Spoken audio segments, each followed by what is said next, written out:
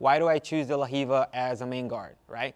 So this can help you guys understand too, as I'm going to show a couple examples of different techniques and can help you understand of what do you do, right? I'm going to show you guys like why I don't do spider guard much, why I don't do half guard, why I don't do close guard, and why I end up choosing Dela Riva, right, as part of my game. And why I don't, not a big fan of going for takedowns. So a big part of it, I hurt my shoulder when I was a blue belt. So that's a big part of me not going too much for takedowns, because every time I go for my partner's leg here and I go for a takedown and they sprawl. So this extension here on my shoulder, I always feel like I cannot hold my partner's leg. So if I miss the takedown, if I don't get it, the takedown right away, I feel like I'm going to get my shoulder extended. So now I'm hurting more on my shoulder, and I wanted to put myself out of that position, right?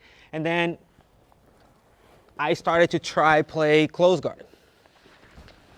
But in close guard, you have the big factor with people like coming down to you and then keeping their arms in, or trying from here, underhook your legs, right? So there's a lot of things that happen in that scenario.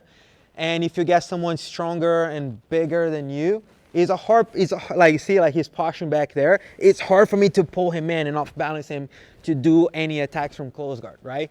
So it's not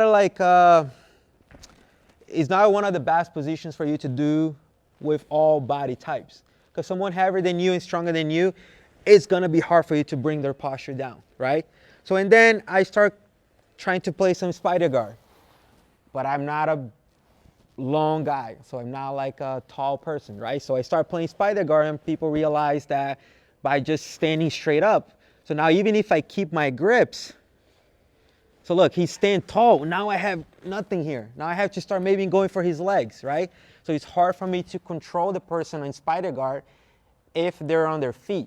So the only way I would be able to play spider guard if he's on his knees, right? If he's on his knees, now I can play spider guard, which is, I'm comfortable here is someone on their knees. If they like type of person that pass on their knees or in a combat base, all right, I'm good here. But as soon as they stand up, I feel like I have to switch for something because my legs can't reach his biceps anymore. And then there's half guard, which I think is a great position for short people. I'm a short guy, but I don't like to be too close. I don't like to be underneath my partner. I don't like this much of pressure here. If you play half guard, you need to get used to take pressure, right? So there's a big factor here. You have to get used to take pressure and then start sinking yourself in, going underneath, and then you can start finding your sweeps, right?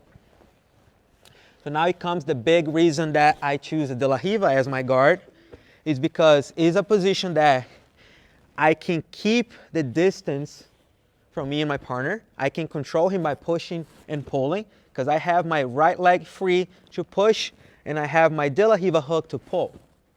So there's a big factor here. I control the distance between me and my partner. And now when I attach grips, I can also control his posture. And I can off balance. And I can start attacking sweeps. Right? So I feel like it's an easier, as a short guy who doesn't like positions like half guard, which will be easier to off balance someone bigger because I have an easier time to go underneath being short. So I think it's a good position for you off balance your partner, no matter their size. And let's see someone like tall and bigger. So, and then you can start playing with deep Dela Riva, which now I'm blocking both of his legs, which now is not gonna matter his size. I'm gonna be able to knock him down no matter what, right? So if someone taller and bigger, it'll be more like a deep Dela Riva X. If someone more closer to your size, so the short Dela Riva with the sleeve or the collar also is a good option, or the sleeve and the collar here. And there are things like reverse Dela Riva to create that momentum and then off balance my partner and then get the sweep, correct?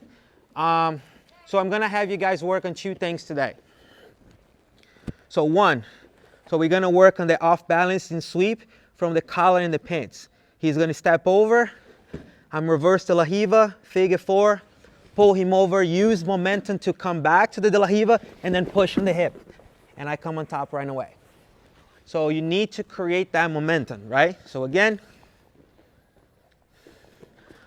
pants and collar, he steps over, reverse De La Riva. Underneath, pull, create the momentum, go back to the De La Riva and push the hip. And then come on top, all right? So very simple.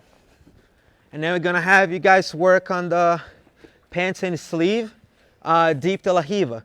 Step on the hip, go on your shoulder, deep De La Riva, make the X, pull your sleeve to your pocket, squeeze your knees, and then turn your legs until your partner is falling. And then you come on top. So again, start with the short De La Riva, pants and sleeve, step, shoulder, deep De La Riva, make the X. Pull to your pocket, squeeze your legs, and just turn. And go all the way up.